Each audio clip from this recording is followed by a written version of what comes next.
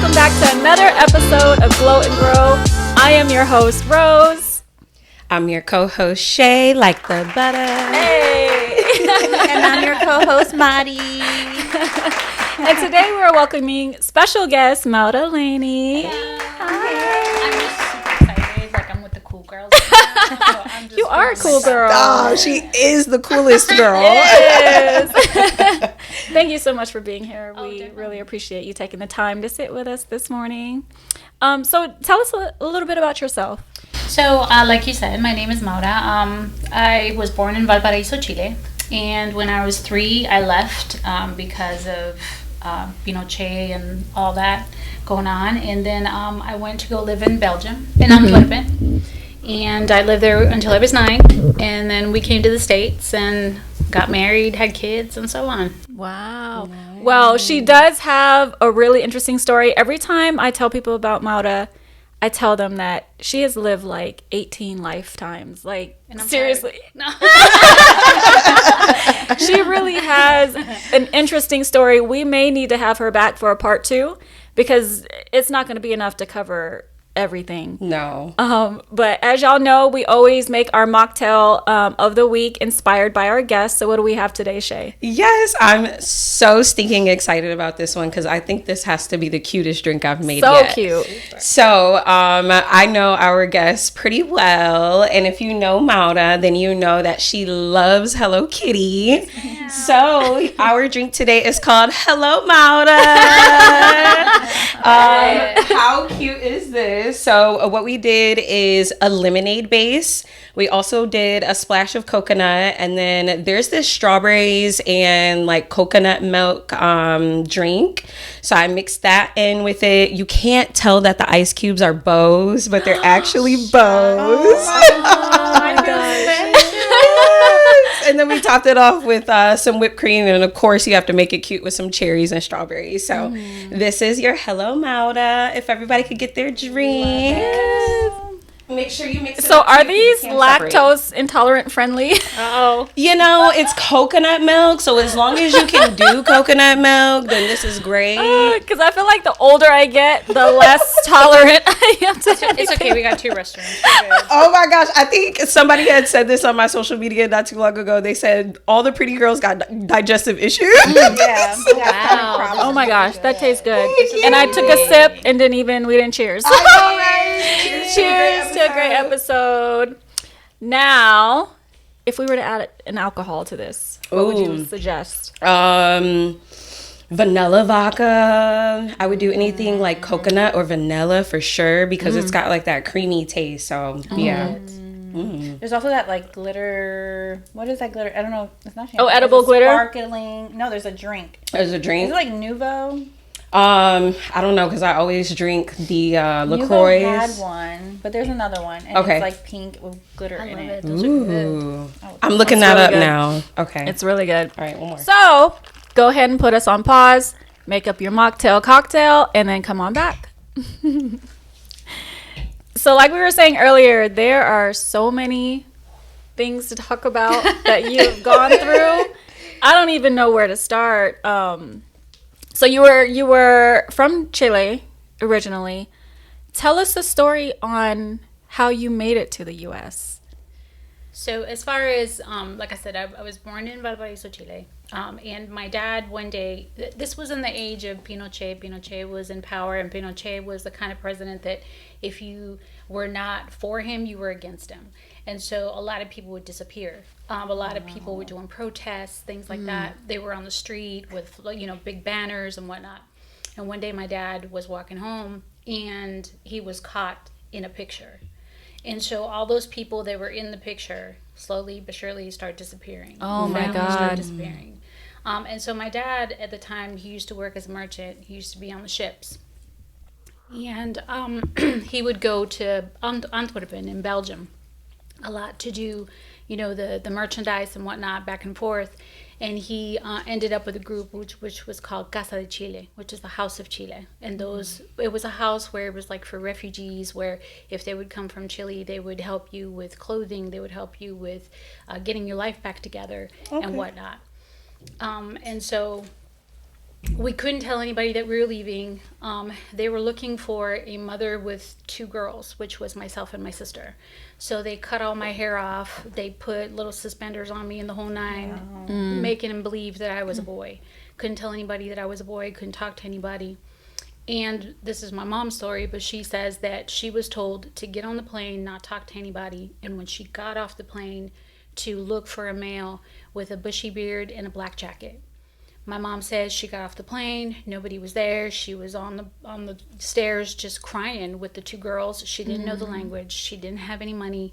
And to remember, but then there was no cell phone. There was no cell phone. Yeah. There was no communication. Yeah, so true. There was no, you had to like memorize numbers. There was no like way to have that access. Maura showed me the picture too. Yeah. Of her I have my passport picture, and it shows my hair all chopped off. Oh my It looks like a total boy. Yeah. Wow. So fast forward, in order for you to be part of this group, you would also have to contribute, meaning they would help you out, but then you would also have to help out, meaning they had a folkloric group, where they have like the dances with all the Chilean outfits and things like that. And then that monies would go to the next person, the next family that would come. So that's how you contributed to the cause. And we would have every Christmas, they would have presents for the kids. It was very family oriented, and we all helped each other.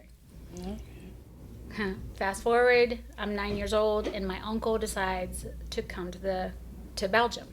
He talks to my dad. He tells him the story. There's money on trees, whatnot. This is her third lifetime, by the way. This is my third. There's money on trees. Is that just like the concept, or he had a store. So he had a store, and he told my dad, "You come there. We're gonna be partners. We're gonna be making money. You're gonna just have a beautiful life. Blah blah blah." We get there, and my uncle says, "Okay, since you didn't have enough money to bring us all, and I paid for these tickets, you're going to have to pay me back." We got there. He lived in a 5-story home. It was beautiful, and he put my mom, my dad, and my sister, myself, and Sara, the 3 of us and my mom and dad in one room. They would make sure that we only got a certain amount of food. They would hide the food. They would put monies out to see if we would steal. They took all my mom's passports, all of our stuff, and if my dad or my mom didn't do what they wanted them to do, then they'd be like, "Okay, I'm going to call immigration, and they're going to take the girls away, and then you're not going to be able to do nothing." So I believe in angels. I truly believe in people come into your life for a reason, for a certain type of season. This woman looked at my mom. My mom just basically told her, "Hey, this is a situation. This is what's happening. I just don't know what to do." And so then she moved us in the back of her toy store. So she had a toy store up in the front, and we lived in the back. And it was a smaller room. And that man was evil. And I believe in karma. I don't really have to do anything. Karma is a biatch, like it is. And it'll come and bite you in the butt. And he would do things like bring us a turkey. Mind you, we didn't have an oven. We didn't have nothing. My mom's oven was like a tiny little stove that you could take for camping. Yeah. She had it in like a little closet. But my mom was everything. My mom is everything to me. My mom is my inspiration. My mom, she taught us, you know what, it is what it is, but we're going to make the best of it. Yeah. Like, we used to have our table, it was milk cartons upside down with a cute little, like little flowers up on top. Yeah. She never made us feel any less. She always said, put your head up. It doesn't matter what you have. And I think that's the reason why I got into the profession that I did. And I am so empathetic to people, because I know what it is not to have, and what it is for people to treat you some kind of way because you don't have what the other people have. Because your uncle was essentially human trafficking. He was. Or like, he was, because we weren't just the only ones. Child laboring, you guys. Yeah. He had 2 other people that were under him, and it was the same concept. Guess what? You're living in my house, so we're giving, I'm going to take that monies. You're eating our food, we're going to take that monies. So it's a never-ending cycle with those kind of people, to where it's like you're always in debt with them. Yeah. And no matter what you do, it's never going to be good enough. Wow. So how do you get out of a situation like that? So, like I said, this woman, she didn't know my mom from Adam. All it was is my mom. My mom and dad used to work 24/7 in that store, day and night, and they weren't getting paid a dime. You know what I mean? Wow. So it was always that. So my dad had a sister. Well, still has a sister, and my dad did his papers through her. We went through with a working visa, so we came in legally, but the working visa, after a while, you have to apply. It expires, again. yeah. It expires. So then we went through my aunt. So then my dad fixed his paper first, and then we got our papers fixed or whatnot. Okay. So yeah. What was the biggest culture shock growing up, coming to America versus what you were used to growing up in? What I think it's when I was in Belgium, I had Moroccan friends, I had Indian friends, I had all kinds of people, and it was the culture. It was like, you're my friend, I don't care what you look like, where you come from, or whatever. And here, it's crazy. It was like, so, okay, you go over here, you stay over here because of this color, because of this belief, because of this and that. Yeah. A lot of people think of segregation as just black and white, but it's so much deeper more than that. It Yeah. could be male, female. It Yes. could be class. It could be ageism. It could be The whole nine. belief system. And it all feels just as worse. Even colorism, like people amongst our own race So or true. ethnicity is colorism. But it was a culture shock for sure. Because like when I was 9, I already knew Spanish, English, and French. You know what I mean? And it was just like you would go somewhere and you'd be talking. And I'm like, oh, I need to learn this language because my friend needs it or whatever. Yeah. Oh my gosh. So speaking of you having lots and lots of stories, you used to live in the mountains. Tell She us showed me a about picture of that too. I was like, So listen, I have all my receipts. I have 5 degrees. No, seriously. No, you have to. Yes. So when I lived in California, I was only actually 17 years old. And I met a 26-year-old. He was in the Navy. That became my first husband. And he wanted to be cowboy up in the mountains. And, like I didn't know anything. I was only 17. I'm like, I love you. Okay, I love in you your too. 5th lifetime. Yeah. Let's go live your Ranger dreams. Yeah, everything. Let's go up in the mountains. I don't care. Just we're together. Yeah. Stuff like that. So, we were living in the backcountry. So what it is we would have to take a plane. And the plane would leave us with food for a certain amount of time. And my car was 2 horses and a wagon, like a Little House on the Prairie. Yeah. Mind you, did I forget to mention that And I saw a picture. I saw a picture. I was have like, the receipts. Yeah, trust me, I will show. But mind you, I had never been camping before in my life. I was a Cali girl, right? Yeah. Beach, whatever. Never been up in the mountains, never been on a damn horse, nevertheless. Yeah. So here I was, okay, and he had promised me, he's like, yeah, there's going to be a cabin, and there's going to be bathrooms, and it's going to be amazing. And I'm like, okay, let's do it. I get there, no cabin, no damn bathroom. He said the outhouse is a bathroom, girl. Listen, and I'm looking, and the only The thing that river, you can see, the water flows. Go there. I know, right? the only thing you could see up, it's like the trees were so high, all you could see is like the sky up above. And I'm like, what did I get myself into? wow. So then he's like, well, guess what our house is going to be? It's a teepee. This man was insane. He was trying to live. How much trauma PTSD did you get from What's it called? Survivor? He was trying to play Survivor I with know. Listen, so here I am, and I'm like, okay, so where's our home? He's like, well, we got to build it. I said, Now "What you're you getting mean we gotta build flashbacks it?" of the Oh, yeah. trafficking moments in your life. And Maura is so loving, and she will give anything and anybody a chance. She's probably like, oh, yeah, let's... Here's we this can grow beautiful from girl this. on her hands and knees building a teepee with this man. Yeah. Oh my gosh. Yeah. So pretty. So how long Cute. were you living in the teepee? For 6 months.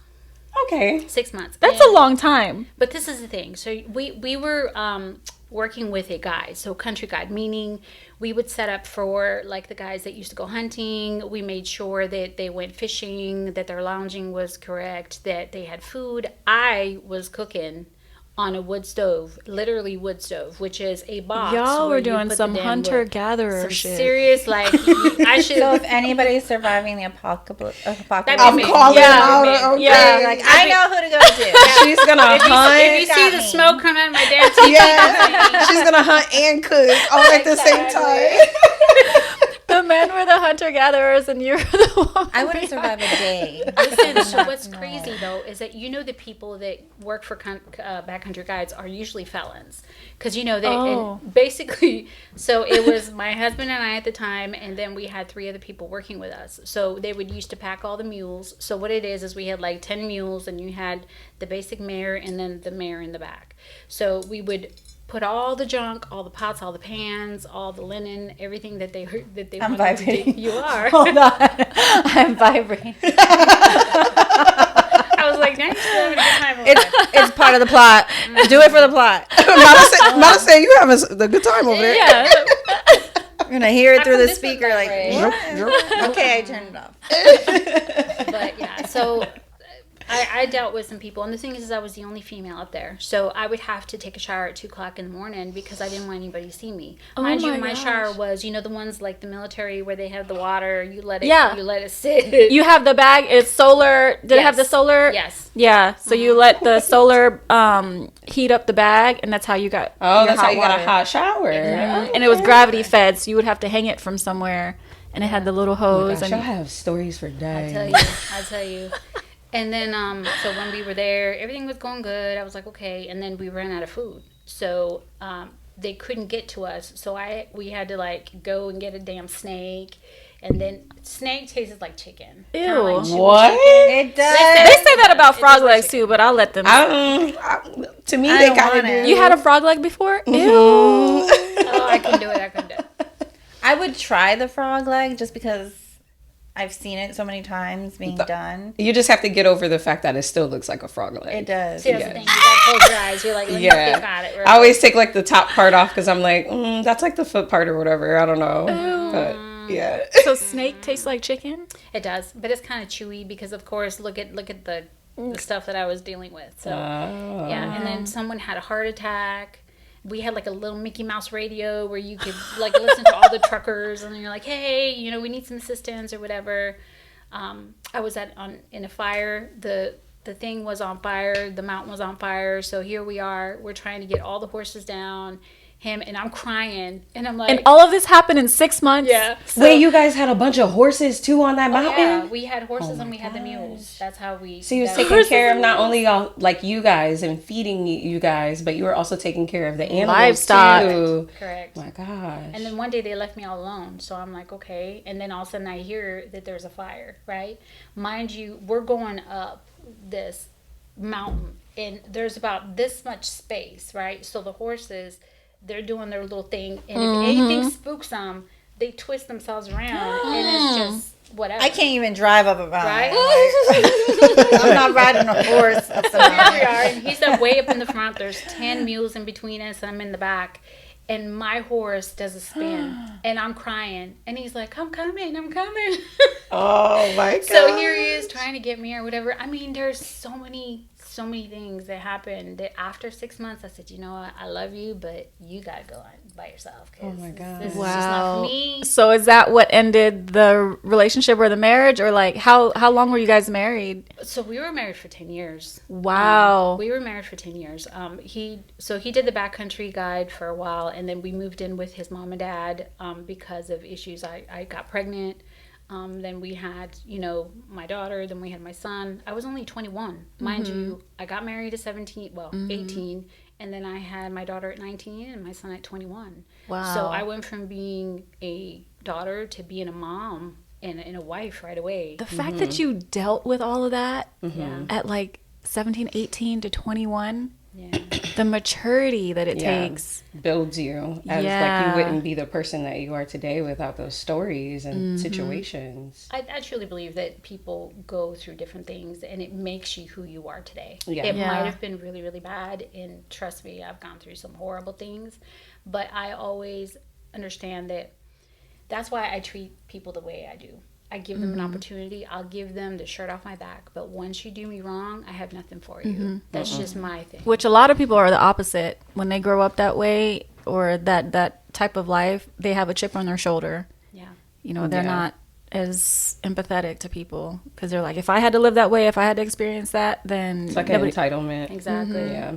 Yep. Because the thing is yes, I was married for 10 years, but he was very narcissistic, meaning it was very mental abuse, not physical abuse, but mental abuse, meaning you're nobody without me. Who's going to want you with 2 kids? He was like, I'm his dude, guy, you right? live in a teepee. What Exactly. you mean? I'm nobody without what? Somebody who's gonna give me a house. I know. Okay, not a TV. And a nice Not a shower. TV. Yeah.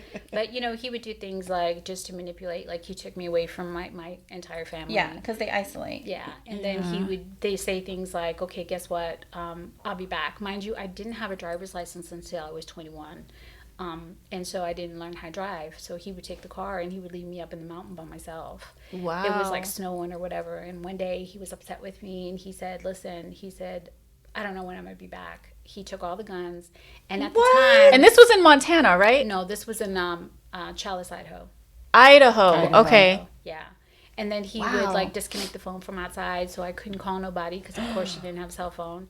He would leave me for hours just wondering, what am I going to do? And I'm thinking to myself, okay, as a mom, you get into that mom mode, like, how am I going to get out? Like, I had 2 small children under the age of 2.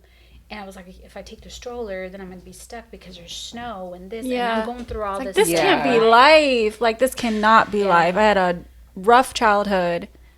And now my young adulthood is like, I must have been a really bad person, like in my last life or something. Oh my gosh. You know what I'm saying? Like, I know. I always think of stuff like that too. Like, who was I beforehand? Exactly. Right? I Catching must their have been a wrath. real, like, bad person or whatever. But, anyways, like I said, everything from that point, I believe, until this point, it's made me the person who I am. oh, for sure. Absolutely. And I'm very determined.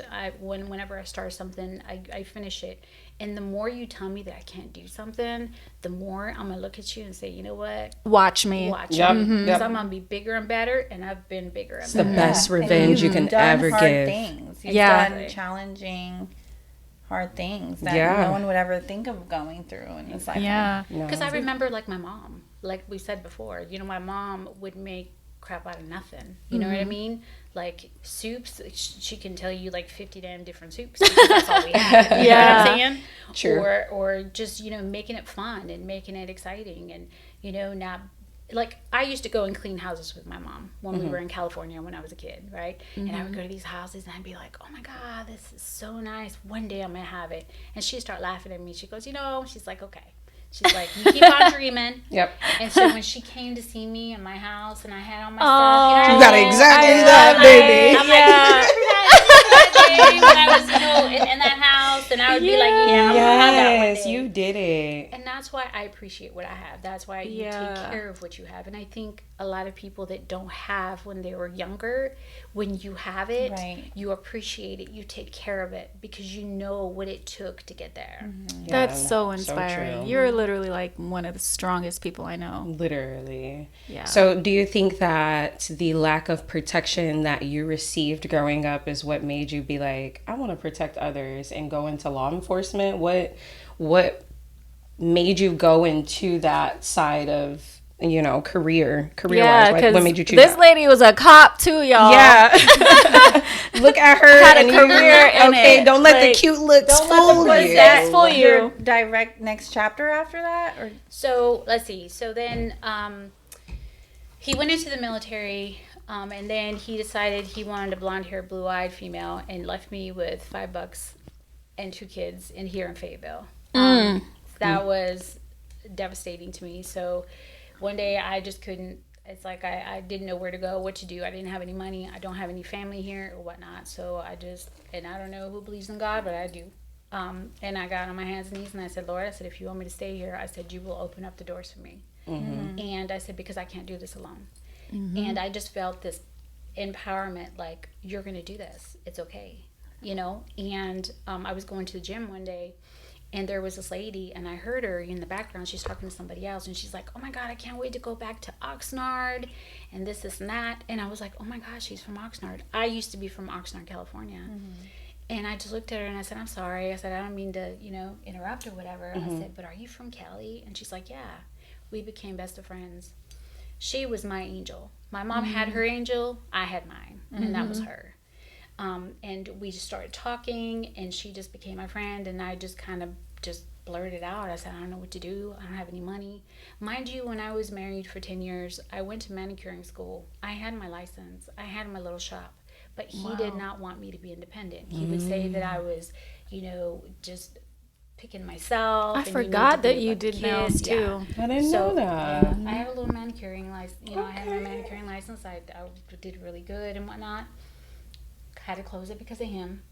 But so anyway, I had nothing. I didn't have a job. I didn't have any experience in anything. And of course, when you go somewhere, what's the first thing they ask you? Do you have experience? Work experience, yeah. I have experience. So I got a job working at Enterprise washing vehicles. And to me, that was everything, because I was like, okay, I'm making my little money. I'm showing them that I'm always on time. I do a good job. And so at least if I go somewhere else, at least I'll have that. You know what I mean? Yeah. In my belt, and they can call them and say, yeah, she's good. She's here all the time, blah, blah, blah.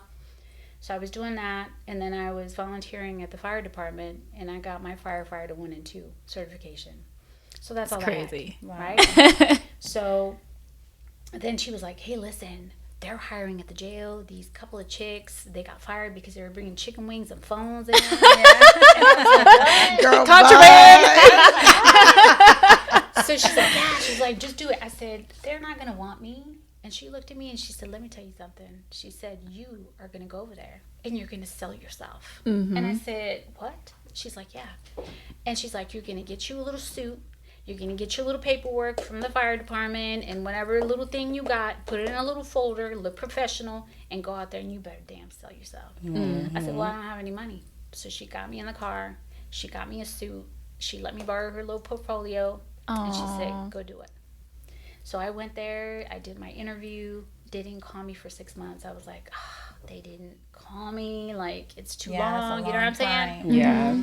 And so then 6 months later, guess what? They called me. And it's like, the reason why it took so long is because you lived in Chile, Belgium, Idaho. You know what I'm saying? They had like a background check. California actually is enough, because as soon as we see somebody, when I was in the property world, as soon as they would give me their ID for California, I used to be like, put in your application now, because it's going to take forever for me to get your background right? back. Because they have their backgrounds. They got to make sure, right? So I worked at the jail for 2 years, and I had an experience where I almost got attacked by one of the inmates. He should have been in special management. He was in regular population. So you have initial housing, you have special population, and then you have just regular. He got put in the wrong place, and basically everything shuts down. You're in there with the inmates and everybody else. I'm telling everybody to lock back. So was it a shock for me? 100%. It went from being a stay-home mom to going to soccer, ballet, this and that, to having to deal with them inmates. With inmates. In Fayetteville. I know. Cumberland County. Exactly. And then you have to... Oh, yeah. I was here. Okay. Yeah. So every night I would go home and I'd be crying. I'd cry. But I'm like, I can't give up. And all you think about is your kids. And you retired from law enforcement, right? I did 20 years. Yeah. So And you're such a badass. I know. She really is. You really are. Yeah. So you used to do some undercover work too. well, Yes. so what happened? Tell us the story about, what is that, Highway 301? Yes. So they were Yeah. having a sting, like a prostitution sting or whatever. And, I've always wanted to do that. I just thought it was kind of exciting, like just be a badass, like go out there and just, like, hi, what do you know? And so they had the sting, and there was this old man, and I felt so bad for him. He came back like 4 times. I mean, because, hello? By the 4th time, I would have been like, look, it's not what you think it is. Okay. So he was like, no, I want you to go to my house. I said, no, baby. I said, I can't. I said, because, my dad is going to get mad at me if I leave. You know what I'm saying? But I got a room up here, blah, blah, blah. And he'd be like, nah, you're too good to be true. He was probably going to murder you. But that's it. Like, chop you up in that kitchen and Exactly. I watched too much CSI. She's like 48 hours. Literally. Like, red flag, Murder. I got to do a lot of cool things. I got to experience the juveniles. I did juvenile delinquency. To me, that meant everything, because to me it was like, that's our future. And sometimes kids go through a lot of things, and it's not their fault because they come out of what is told They come to out them of is bad okay. situations, Exactly. too. Yeah. So if your mom and dad tell you it's okay to do drugs and to do this and to do that, that's all they know. Yeah. Unless you tell them otherwise. Yeah. You know what I mean? So I used to call them my baby kids, but they were mine. You know what I mean? Like they would disappear, or like they would go somewhere. I'd be calling hotels, and I'd be doing this and I'd be doing that, and trying to figure out where they're at. They would come, and they were bad kids, and then all of a sudden they decide, I'm going to finish high school. I went to a couple of graduations. You know what I mean? Aww. So it meant everything to them, and I Yeah. know that I made a difference in that part of my life, and that was there's good and there's bad in everything. Yeah. But that meant everything, that I made a difference in somebody else's life. Absolutely. I love that. Yeah. Yeah. That's what we do it for. So yeah. So law enforcement is where you met your next husband, right? Yes.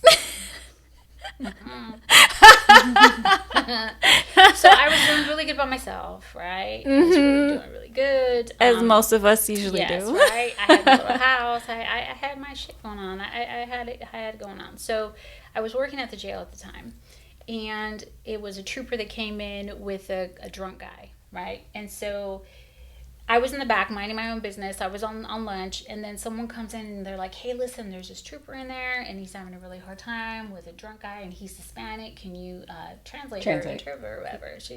And I'm like, oh, I guess. And the only reason why they knew I spoke Spanish is because I was watching Telemundo. You told on yourself. Dang it. That's never what happened. I mean, maybe you just really like Tell them you were trying to learn. It's the TV. So anyway, I'm like, I guess. So, I told, the trooper, I'm like, hey, listen, I just need to let you know that whatever you say, I have to translate, same vice versa. I told the guy the same thing. And so the guy was drunk. So he's looking at me.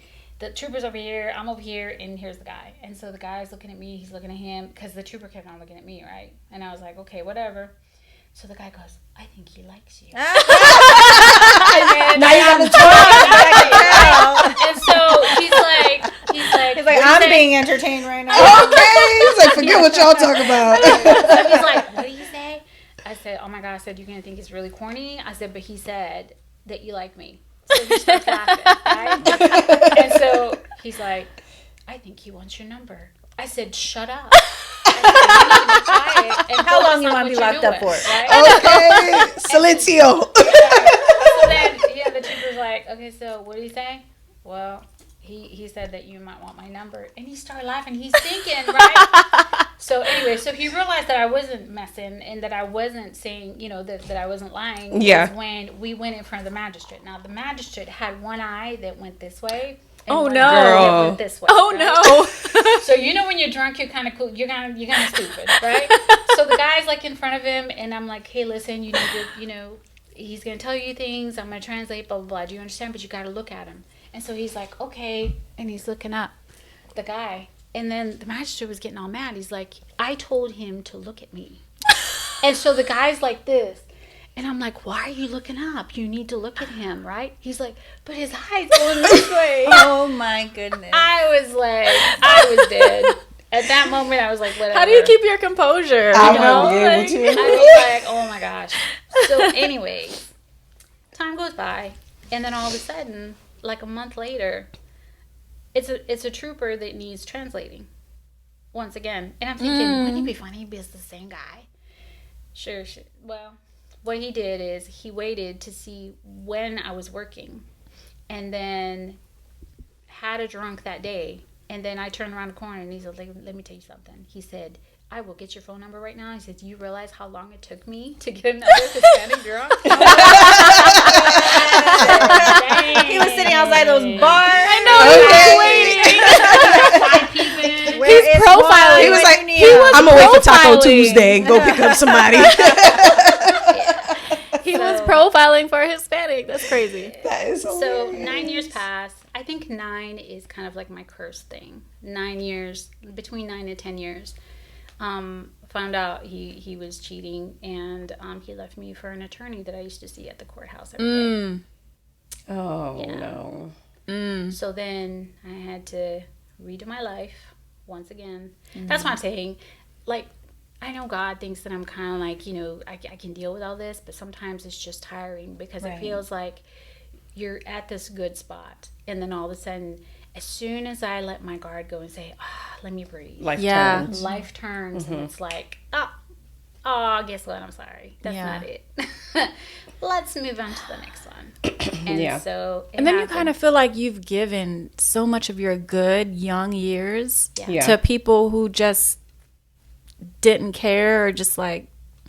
And the worst part mishandled. About it, the worst part about it is that my dad was dying from cancer when I found out. And he looked at me and I said, have mercy on me. And he said, I don't give up about your dad because he's not my dad.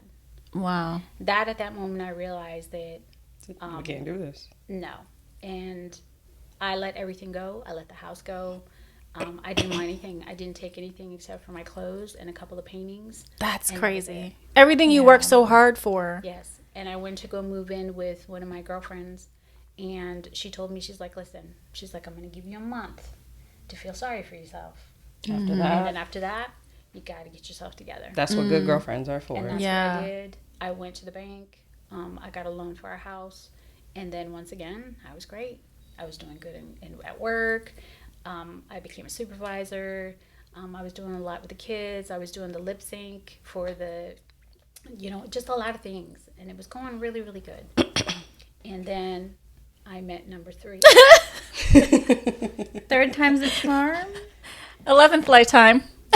So, You're gonna what year? We're in year 7 now, marriage, right?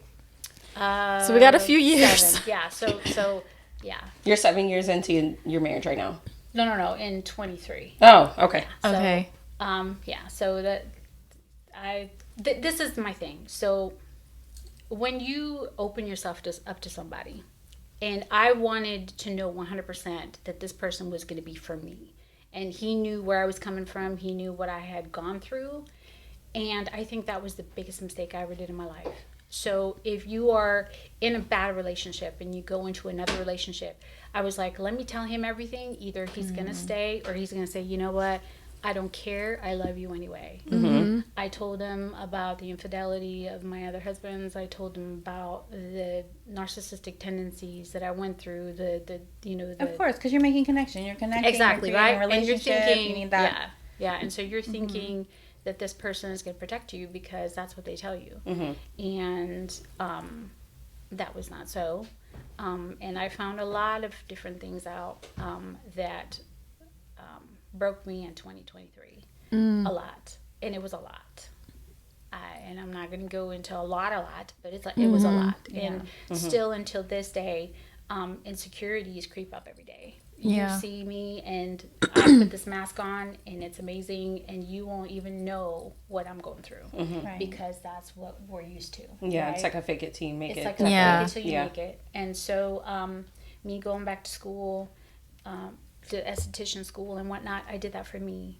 I take my photos. It's an expression of what I'm feeling at the moment, and it's kind of like because she's a model too, y'all. Yes, an amazing model. I take my pictures, and there's a meaning to every picture. It's not just me posing. Anybody can do that, but I'm trying to tell my story. I'm trying to tell my pain, just to kind of put it all together and then just kind of throw it and be done with it. And it's a healing process for you. Is. You're very creative in your shoots as well. Very creative. A lot of people wouldn't even choose the type of styles that you choose, and I think it's amazing the way that you portray. And then the messages that you put when you post them, you always make sure that you put some form of motivation in behind those pictures. Because I truly believe that, all of us have a story to tell, and sometimes some people go through some really, really hard and dark times. And to know that somebody else has done it and has already gone through that threshold, and to know that there is light at the end of the tunnel, that's everything to me. That's why I would love one day to, go to a domestic violence situation, where all the women are there, and let them know that it's going to be okay. We are not broken. I don't see myself as a broken person. I see myself as a survivor. I think that's the big difference. Absolutely. You have to see yourself as a survivor, because you can either have your poo-poo party, boo-hoo me, nobody loves me. I mean, hell, look at all the stuff that I had to go through to be here. And, and my story is not over. Yeah. Right. It's not over. This is like a new chapter. And I see it as a new chapter every time. I have to reinvent myself. Does it hurt? 100%. But I become stronger. Yeah. You know, Yeah, as through time goes it. by. Yeah. And that's why we named this episode The Comeback Chapter. Mm-hmm. Because you are really, like, you've grown a lot since I've met you. How long have we known each other? It's Like been 2 years? 3 3 years? Oh my 3 years, gosh. yeah. Yeah. Like I said, And I would have never known the things that you've gone through in your lifetime I until know, we so- like. And then when I talked to her, she's like, "You did what?" Yeah. You just have to spend like, Every personal time she would with tell me you. something, I'm like, oh my Yeah. gosh, really? I would have never guessed it because you just you don't walk around like people owe you anything. No. Or I don't know. You still have this glow about you. To me, I truly believe that I'm going to give you my 100%. It doesn't matter what you do. But you cannot make anybody love you. And I think that's the misconception is a lot of people, they love somebody and you expect them to love you the same way. And it doesn't work that way. And I think that's where I've grown so much to where it's like, now it's my time. And it's not being egotistical, like it's going to be all about me. I'm going to love me. No, you're supposed to love yourself. But in Hispanic culture, it's always been serve the man, love the man, Right. give them this, Submissive. give them that. Very submissive. And for me to even think about myself, like doing something for myself, getting my hair done, getting my nails done, buying a cute little outfit. She sees me sometimes. She's like, "Where are you going?" I'm like, "Nowhere." Nowhere. But I I'm just like, want- okay. Yeah. You got to do it for you. I love that you do that though. It is your time. Absolutely. Absolutely. You've committed so many years of your life to other people and taking care of other people. This is your time. Exactly. And since now I'm, in my 50s.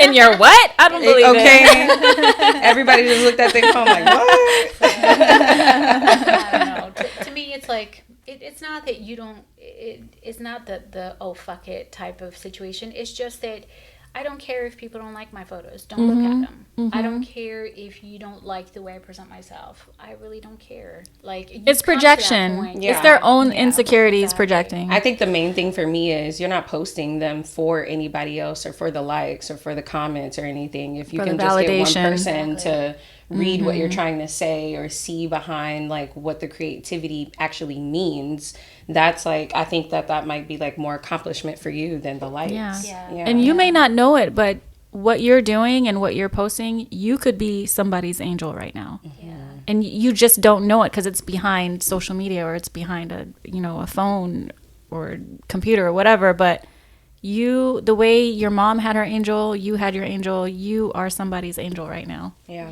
Even though you may not know it. Yeah, so speaking of, I have been noticing I know this has always been a thing where there's been like a generational gap between older women and younger women. And they say like the aunties and the nieces, versus nieces or whatever. I have been seeing a lot lately, more conversations being had between the age groups. And I think I have 2 questions for you when it comes to that. The number one is, why do you think that there is a disconnection between the new girls and the way that traditionally like our 40s and 50s think? Like, why do you think that there is that disconnection between each other at this current moment? Honestly, I think the disconnection comes from once a certain. If you notice, like, you go to the stores or whatever and you see these older people and it's like they're discarded after a certain amount of time. You know what I mean? Like they don't exist anymore. And nowadays, the women, they're in their 50s and their 60s, they're dressing up, they're looking good, they're taking care of themselves. Not what we used to be where it was like, someone's in their 50s and they look like grandma. Yeah. You know what I'm saying? Yeah. Now we take care of ourselves. We're more in the self-love. And so the disconnect is a lot of times to me is they need to have self-love. They're half naked half of the time, being called bitches and hoes and this and that, and they think it's cute. It's normal. Yeah. Yeah. It's not cute. I think the younger generation needs the validation. They do, yeah. the older we don't. They don't. We're just we're living the rest of our years. Like, I don't care, and it doesn't matter. You don't really need that. Do you just learn that as you get older, or is that something where and then the drainage of life, and the things you go through, you're like, I don't know what it is, but it's very empowering getting older.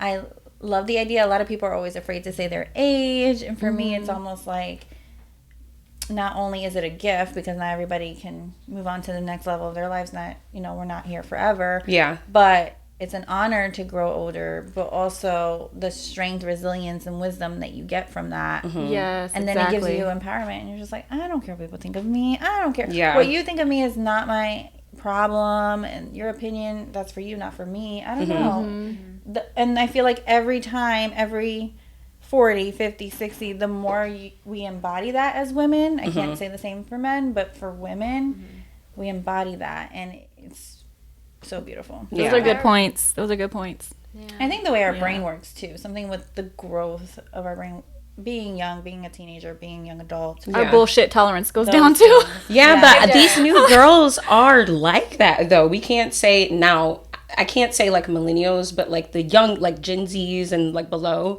they don't care about a job. They don't care about somebody being older than them. They don't care. I call this generation the F it generation. Yeah. They don't give a F about nothing. They want to be kept. They want to be taken care of. Yeah. And the thing is that I was in that. I was 18 years old. Someone was taking care of me. But guess what? At the end of the day, he left me. And what did I have? I had nothing. Or you can suffer abuse and trauma. And so that's what I tell the girls all the time. Your beauty is going to fade. You are not going to stay beautiful forever. Yes, we're going to get wrinkles. Yes, we're going to get white hairs. Your body's going to change and whatnot. But if you don't have anything that you can call your own, like your own identity, what is your identity? Yeah. When I was married, I didn't know who I was. I was a mom. I was a wife, and that's all I knew. Your titles. What color did I like? I don't know. What do you like to do for fun? I don't know, because you're still not there. You still don't know who you are. But yeah, they need to step up their game, and they need to have something that is theirs, and nobody can take that away ever. And stop feeling threatened by the 40 and 50-year-old women. Like, we are not in competition with y'all. No. Facts. I love to see it. So this is what I was just telling somebody. I was doing makeup the other day, and we were talking about her turning 50, and she was telling me how she was going to have this grand party. Now, when I had moved to North Carolina, I had delayed me moving because my mom was having a 50th party. When you went into her birthday party, it looks like a reception in there. Wow. It was grand. She did like the 360 photo booth. It was a whole production. But that's exactly what I'm looking up and I'm like, yes, this is how I want to celebrate myself. This is how I want to. Yes, I love that, because to your point, 50-year-old women weren't doing that. They weren't even wanting to say that they were turning 50. What they were saying, I'm 21 again. Yeah. I'm 21 again. Don't ask the lady her age. Never ask the lady her age. Yes, but I just want to say to the young girls that do watch us, please be a sponge. I was always that type of person where I could never learn enough. Like, I was like, give me the game. I want to know. So that way yes, we're going to make our own mistakes. But when you walk in, you could be like, my girl Mata went through that. That might not be smart. Let me think twice. But also, you guys got to consider too, we were young, so I started very young. I didn't know who I was, and so once your children are out of the house, I have a 33 and a 32-year-old, right? I still can't believe they're that. out of the house. I know. So to me, it's like, this is my time, because I never got to be a kid. I never got to go to the parties. I never got to dress up. I never got to think about me. Yeah. So it's not a selfish. It's a, you know what? Let your mom live. Yes. Let your auntie live. I love when y'all do that. Yes. Yeah. So now your kids are grown. I know your daughter is a flight attendant now. Yes. She's super cute in a little outfit. She's so beautiful. She's so beautiful. I am so proud of her. And she has that spunk. Yeah. So with mine, it's like, listen, this is my job. I'm gonna do it right. She comes from a lineage of women who don't give up. Yes, and I love that about her. And that's what I always, no matter what I went through, and she saw some things that she shouldn't have seen as a kid. She even told me one time, why don't you and Dad just split up? Because, it was toxic. But she learned from it, and she is an amazing, amazing young girl. And I love her. I love her. My son works at Heating and Air. He does the business as well as the other. So I can die tomorrow knowing that I've done right. And yes, was I not there half the time? Yes, but I had to survive. And I think sometimes... But they understand that now as They adults. do, as adults. But before, of course, they don't. Because they're like, you were never there. Yeah. You were always... I said, okay, well, did you have food? Did you have a house? Did you have, clothing? You did. Guess what? I had to go to work. Yeah. Right? When their dad divorced me, he divorced the kids. And that's the worst thing. Don't ever do that. Don't ever do that. It's like, I told him, I said, whatever happens between you and I, please don't divorce the kids. And that's exactly what he did. And so basically when he called me years later, I don't like the way, I said, I'm sorry. I said, first and foremost, you have no business saying how my children turned out because you had no part in it, number one. And number two, they're not products. They're people. Okay. And that goes alongside being narcissistic. And having that, because I was raised by a narcissistic sociopath. Man. But and I can relate to a lot of different things that you pointed on, like being an immigrant and my mom also cleaning houses and me going with her and not having and being raised around a narcissistic person and the control and the isolation. He isolated us from family as well and friends and all the things. When it comes to being a father, they're thinking about themselves, so that person also like remove themselves after a while because they're in their own little, I don't know what it is, but it's about self. and it's almost like it's better for your kids that happened than for him to linger and pass on whatever trauma he was causing you to them. And I was never the mom, the one that, oh, your dad is such a deadbeat and he did blah blah blah. I never said that, and she always used to tell me, why didn't you ever tell me? That's because that was not my place. You were going to experience him in your adult stage, and then you could either decide, yes, I want to stay having a relationship, or no, I don't. They didn't have a relationship for a long time, but now they're coming around and I'm like, listen, he's not going to be here forever. I'm not saying be besties or whatever, but just call your dad. Because my dad's not here no more. And so that kind of put a different perspective on it. Yes, he might have been... He was a good man in the beginning. Don't get me wrong. He was going to church. We were doing things together. It was amazing. I have good things. But once he went into the military and became special forces, his head got about He became a hoe. He became a military ho-ho. men ain't And shit. No, I'm kidding. They even told me. The fact that y'all got to debrief him. Whatever the motto, whatever stays on deployment, whatever goes on deployment stays on deployment. And so when I was trying to get a divorce, they were looking at me like, what did you do? Excuse me? What do you mean, what did I do? Listen, I would take it. I would take it. They're I love being the woman. I love being the victim in somebody's story because, listen, I have a story too, and you are the clown in mine. So we both have stories, and that's perfectly fine. But as long as you walk out with your truth and you do it is best, you've always done what's best for you and your kids. So that's what's most important. Because it's funny, because every time I call my mom, it's the running joke. She's like, so what are you today?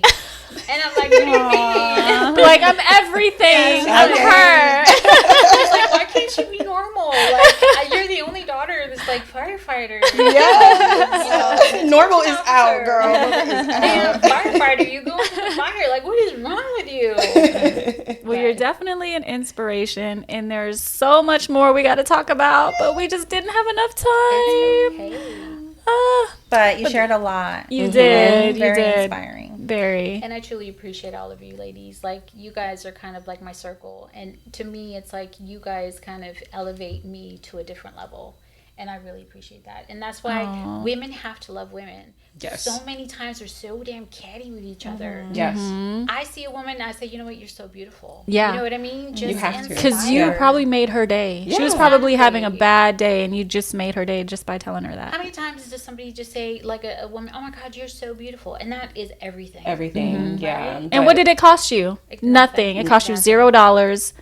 It doesn't cost you anything to be friendly to anybody. Your circle matters. Your circle matters. Yeah. Yes. Because if your circle is in the dumps and they're trying to find a man, a sugar daddy, sugarless daddy, whatever, you're not going to get nowhere. Sugarless daddy, I love that. Sugar daddy. Sugar free.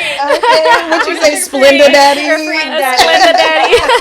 I haven't had daddy. Well, this is the part of the show where we go into our glow, grow, and affirmations. Who's got the glow today? I do. So I was thinking of you when I made this glow. I said the best glow ups happen when your outer appearance finally matches the peace and growth happening inside of you. And then I also wanted to piggyback off of that, where I always think of Drake's quote where he says, "You know it's real when you are who you say you are." Yes. So if you think that you're positive, if you think that you're that girl, then you have to be exactly that. Mm-hmm. Yeah. That's awesome. I love that. And I have the grow.